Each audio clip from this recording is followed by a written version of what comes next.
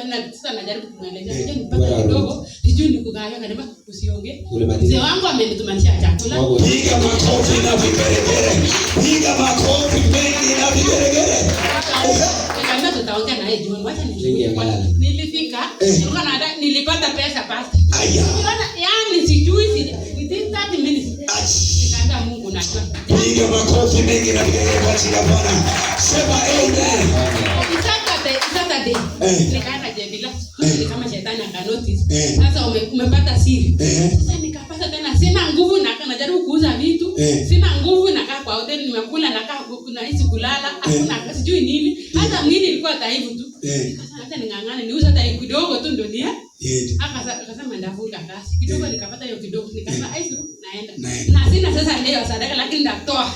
Natoa hii kidogo nimepata. Sasa siku mweleza dadangu nikakuja nikaweka mzigo. Nikalala. Ninatembea kidogo nikaanza nafungua hii simu. Mungu ni maajabu. Akaweka hela. Sasa ilikuwa Piga makofi na vigelegele. Weka makofi na vigelegele. Sema aya ya ya ya. Tumaanisha palace pesa yako imefikia hii. Niangalia palace. Pesa imesha. Mama inatosha. Mama inatosha. Inatosha. Mungu akubariki. Tena hapa nimetuma hiyo sesemi mpaki pesa nikalipa deni. Nikalipa hapo kwa simu nilitoa simu nikalipa sadaka. Kwa yani sio.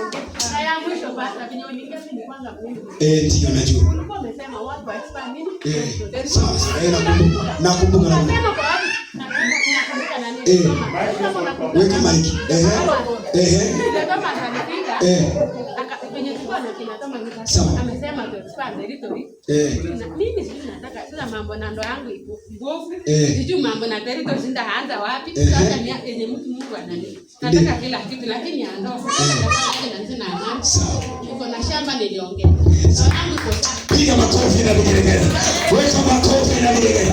Kaongeza shamba.